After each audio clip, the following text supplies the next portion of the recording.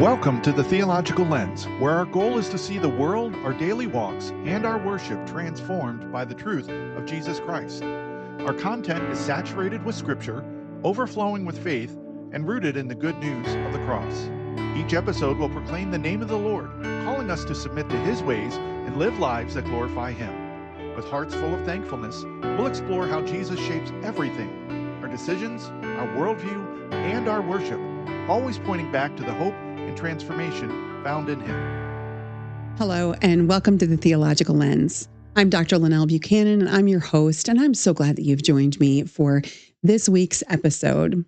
The topic that we are going to explore this week actually is one I got to teach on this last weekend as my husband and I presented at a church's marriage conference. And this is something we've done for several years. And so we keep trying to plumb a little bit deeper into topics that relate to relationships and strengthening your marriage. And so we started with this one this last weekend, and I thought this would be a valuable thing for us to discuss in this environment as well. So specifically, we explored two different frameworks that have shaped how millions of people have come to think about love and expressing love. Gary Chapman's The 5 Love Languages and Willard Harley's His Needs, Her Needs. And both of these books have become somewhat ubiquitous. They are inescapable. They become go-to guides for couples. They've been incorporated into premarital counseling and marriage counseling, and they've really been absorbed into our pop culture so much that these concepts tend to get discussed by people who've never read the book, but they have heard about these concepts. So let's start today with The 5 Love Languages by Gary Chapman. Now, this book was actually published in 1992, so it's been around for a while. And Chapman's core concept is pretty simple, but it's powerful. He says, we all express and receive love in different kinds of ways. And he identified 5 different primary love languages, ways that we might prefer to receive or express love. And those 5 things are words of affirmation, acts of service, receiving gifts, quality time, and physical touch. And his premise is really that each of us has a primary love language, the way that we feel most loved, the way that we recognize love most quickly and most deeply. For example, so if my love language was words of affirmation, then hearing my husband say, I love you, or you were amazing, or I really appreciated what you did there, those words would be very powerful, and they might fill up my heart with an understanding of the fact that he loved me. I might notice that really deeply. Or if my love language was acts of service, then it might be something where because he washed the dishes and identified that need and did that need to take it off of my plate, like that act of service might make me feel loved. Now, the magic of this framework is its clarity and simplicity. Most everybody can identify aspects of these 5 love languages that they have received love in that way, or they wished that they had received love in that way. We can see how this might apply to relationships. So it's not really difficult to show a group of people the list of 5 things and say, okay, what do you think is your love language? And you might find that one love language is the way that you prefer to receive love, but another love language is the way that you prefer to show love. For example, my father was a huge gifts person. He loved to buy little things for my mom. That was something that I knew deeply because I was his designated wrapper in the family. So when he would buy something thoughtful for my mom, he would bring it to me and ask me if I would wrap it up. And often he would say to me, well, I'm not sure if this is going to be a home run or I'm going to strike out, but I thought it was special and I hope your mom thinks it's special too. He enjoyed giving those gifts. That wasn't necessarily the way that he enjoyed receiving love, but he loved to give love to my mom in that kind of way. So I want to briefly kind of walk through what these love languages are. And then I want to maybe pick apart a little bit of this concept and see if there are some weaknesses that we can identify. So let's dive a little bit deeper. And while I'm talking through this, maybe you want to stop and identify, is that important to me? How important is it to me?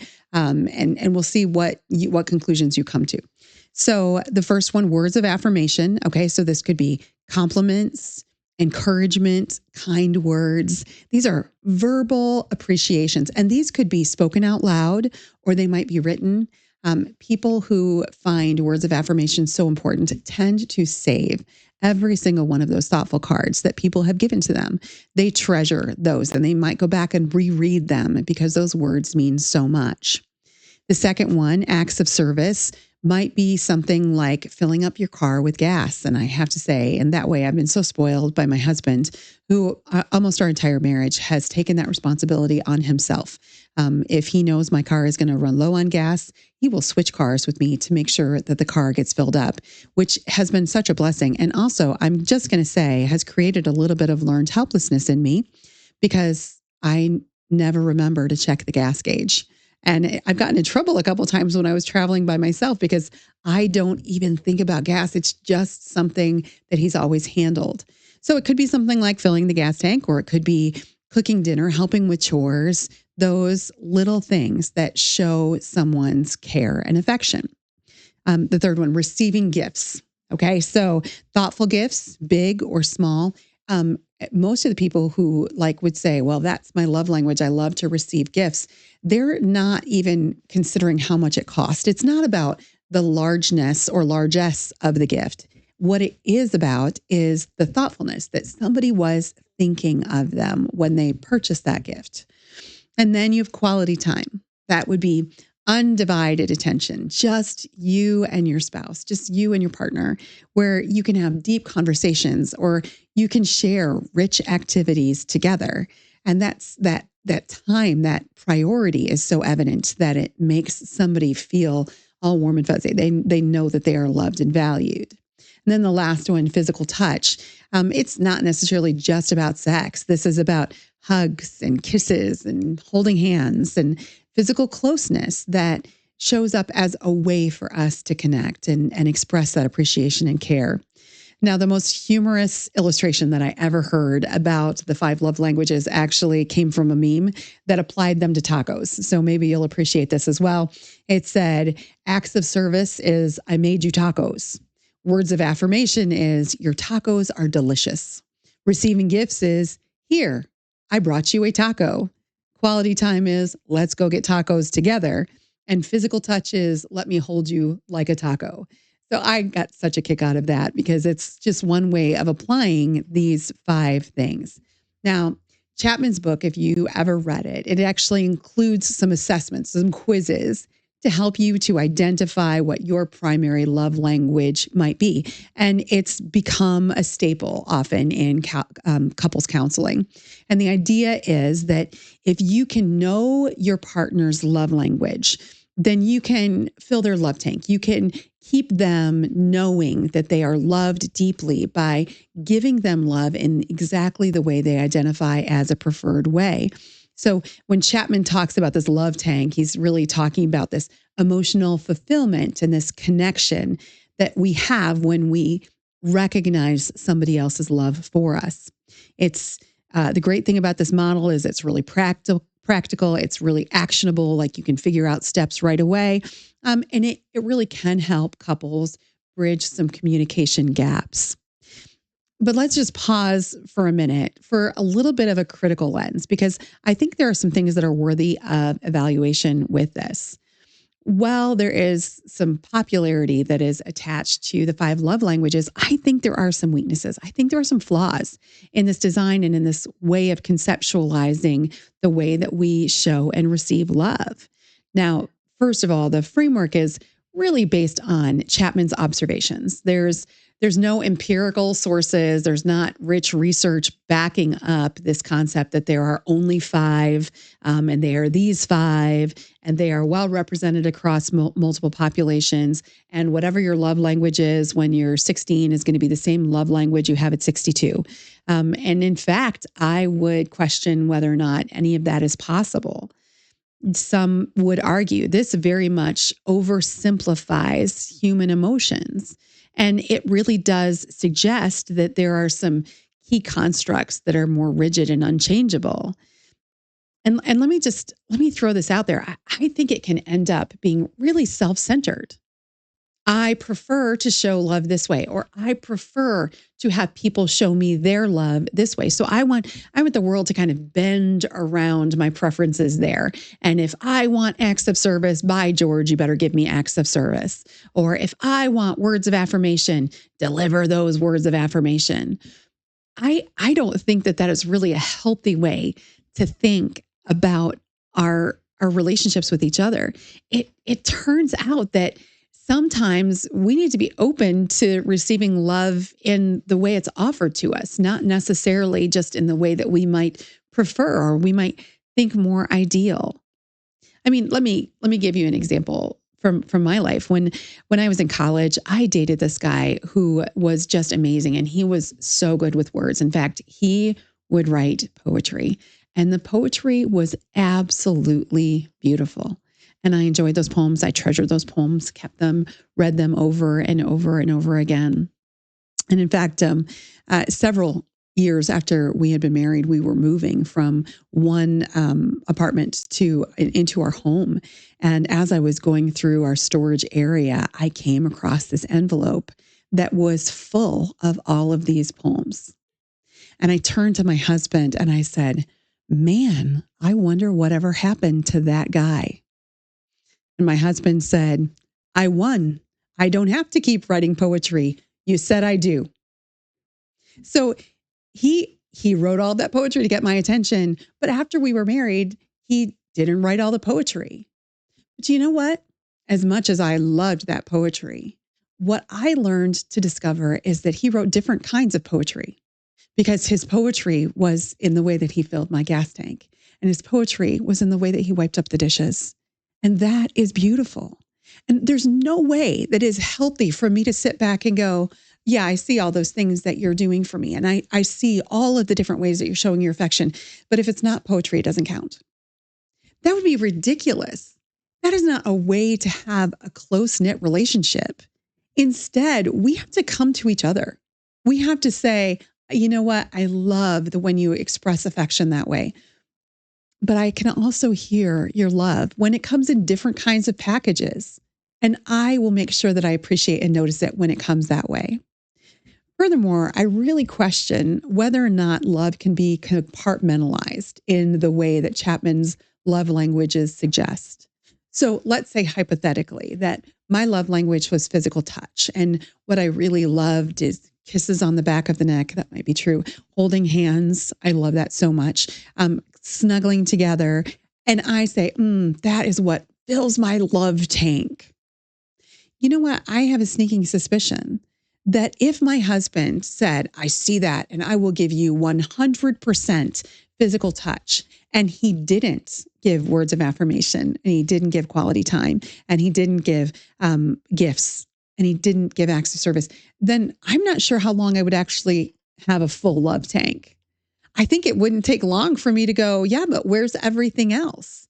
Because as much as we might really find some expressions of love as special, I think we still want those global things that illustrate the depth of commitment, the fact that we are wholeheartedly connected, that we are wholly and fully loved.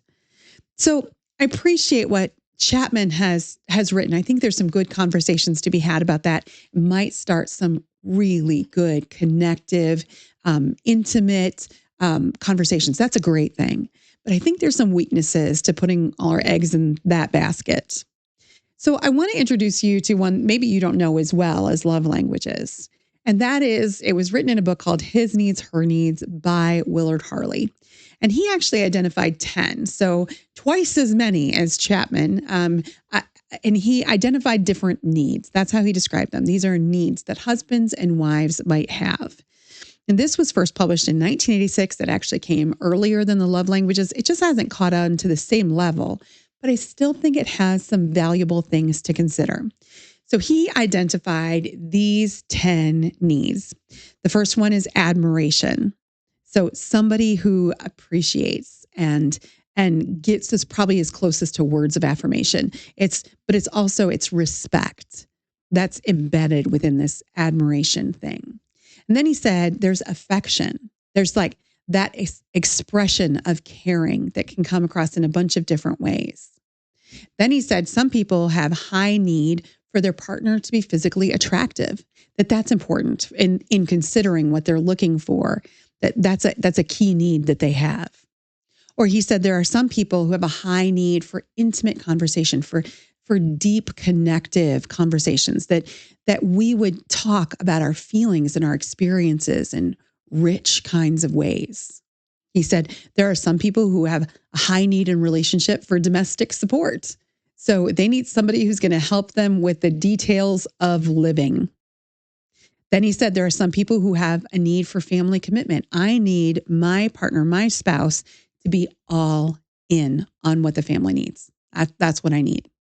And he said there are some that need financial support, that when they step into a relationship, that is something they want to make sure is going to be filled from the outset. So they're very concerned about how that part is going to be taken care of. Then he said there are some partners that need openness and honesty, and that's a deep priority to them. They want to make sure that they have full transparency in their relationship and that their partner tells them all the things. And then he said there's recreational companionship, doing fun things together. And the last one he said is there are partners that are looking for sexual fulfillment, and that is one of their needs. Now, different from how Gary Chapman handled this in identifying your primary love language, Willard Harley said out of these 10 needs, you probably have several that are higher needs and several that are lower needs. So you might be able to identify 3 or 4 that are more important to you than the other 6 or 7.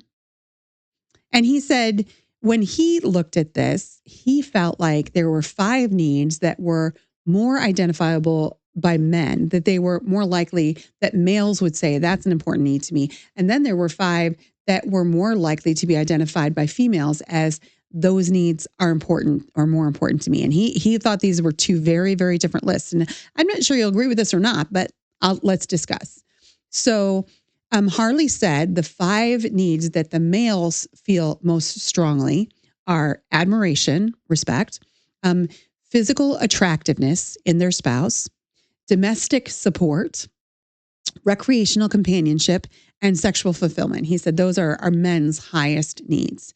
And he said for females, their highest needs are affection, intimate conversation, family commitment, financial support, and openness and honesty.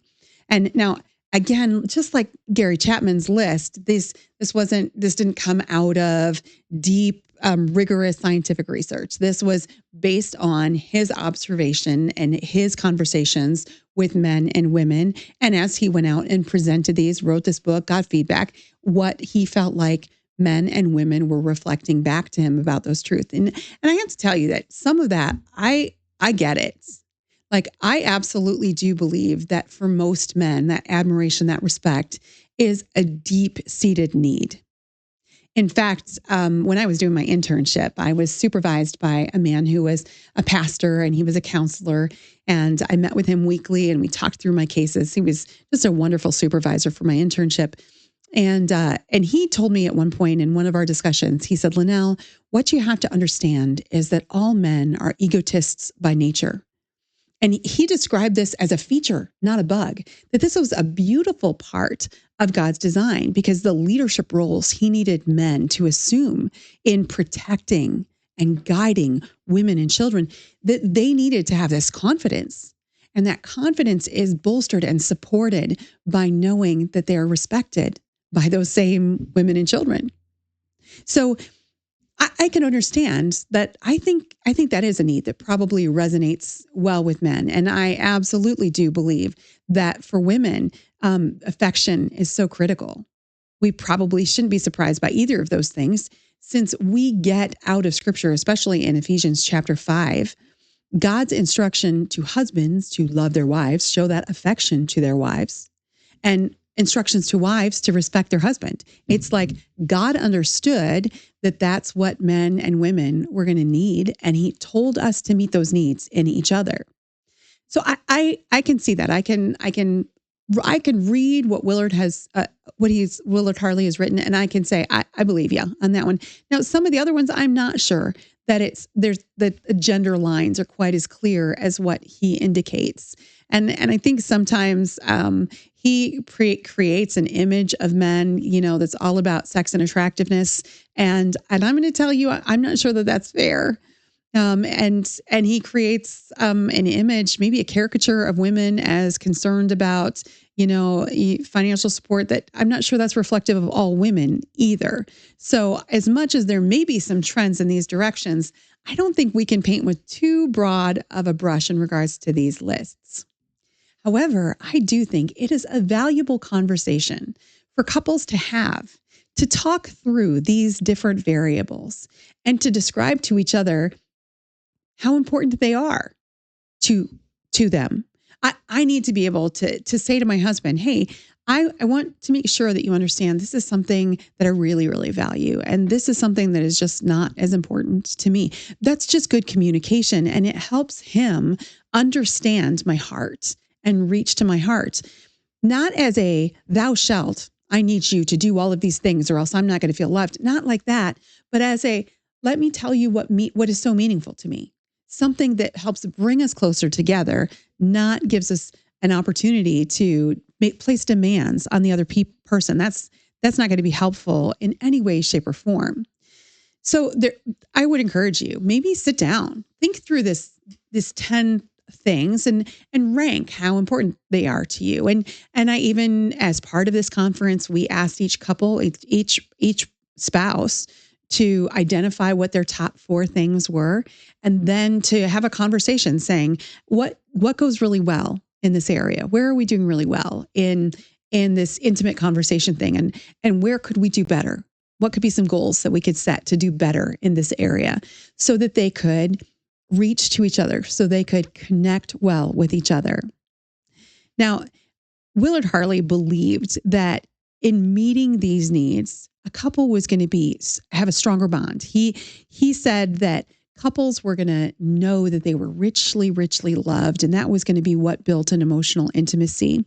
And that if all of these things were well met, that it would actually have a protective thing, because he felt like if these needs were unmet, if couples didn't have those desires that they had, if they weren't satisfied, then what it could actually mean is that the couples would grow apart and it could lead to disconnection and divorce.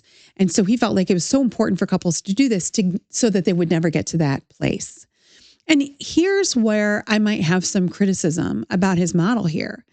I think, first of all, I would absolutely criticize the gender stereotyping. I don't think it's a fair reflection that's broadly representative enough to say this is true of all men. I just don't think it is. This is true of all women. However, I do think that there probably are some distinctions, but I also really struggle with the fact that what he seems to be identifying without empirical evidence, without necessarily good support, is a model that gives an individual permission to turn to their spouse and say, you must do this for me, or I might not feel loved. And if I don't feel loved, I might stop loving you. And if I stop loving you, I might divorce you.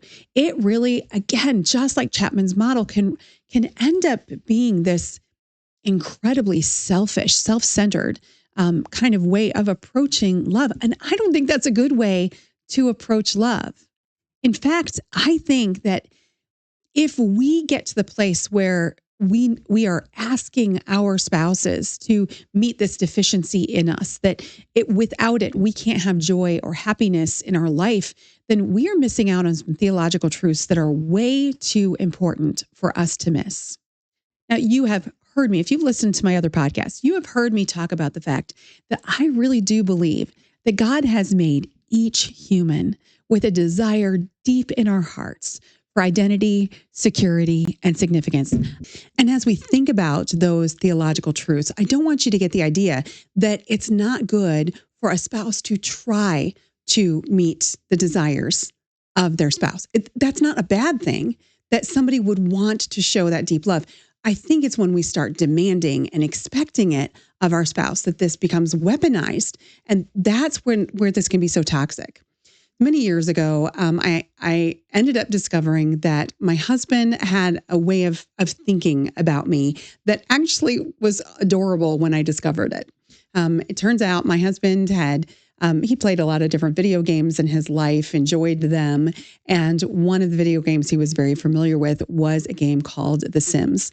If you are familiar with The Sims, you know that this game allowed you to be responsible for a character's well-being, so much so that it would have several different meters next to them. And you had to manage those meters because if you didn't give them the opportunity to sleep, then that meter would get empty. They'd get tired, and then they would go crazy if they didn't get sleep. Or if you didn't keep feeding them and filling up their food meter, then that food meter would get empty, and then they would do crazy. They might die. For those of you who didn't play Sims, you might remember things like Tamagotchis or maybe Webkins online.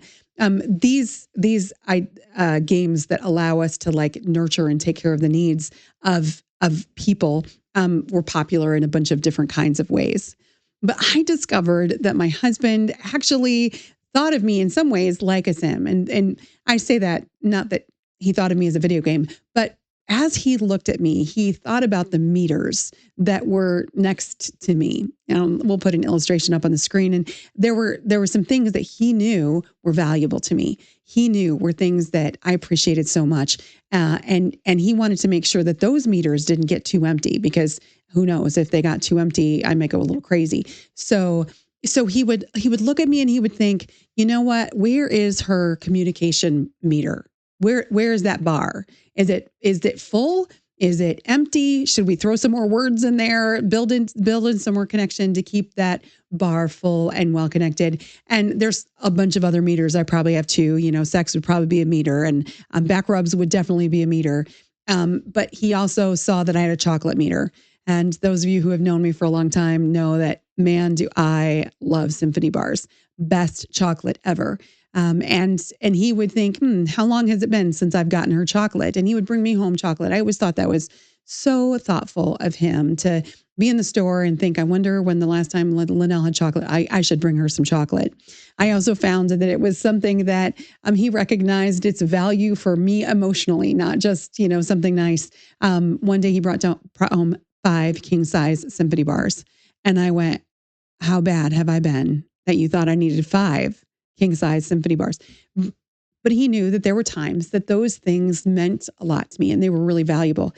And I'm not going to tell you that it is bad for a spouse to do those things for the one that they love so much, to want to do special things that communicate their affection and their appreciation. That is a great thing. The problem that I have with Chapman's model, problem that I have with Harley's model, is he seems to be giving people permission slips to demand things of our spouse, to place expectations on them, to fill our love meter, to load up our love bank. That was Willard Harley's word for it. And if our love bank isn't full, then, you can't hold us accountable for what happens next, because you should have. And I think that is crazy. I do not think that is a good way for us to think about relationships and connection. Instead, I want to kind of remind you of what I believe is absolutely true. If you've listened to other podcasts on this channel, you may have heard me share that I truly, truly believe that human beings are made with a deep desire, a deep need for identity, security, and significance. And I did not come up with that theory. I blatantly stole it from Dr. Dennis Wilhite, but I think he's right. I think we as human beings so want to know who we are. And we sometimes will look to other people to say, give me a sense of who I am. And we so want to feel secure. We want to know that we will always have someone there. And so we look to other human beings and say, will you be here for me when it's hard, when it's tough? And I think that we have a deep need for significance. We want to feel important and valuable. And so we sometimes look to others to say, show me, prove to me that I'm important to you. And the problem with that is other people are always going to fail us. I'm not saying they're going to fail us every day. They might have great days.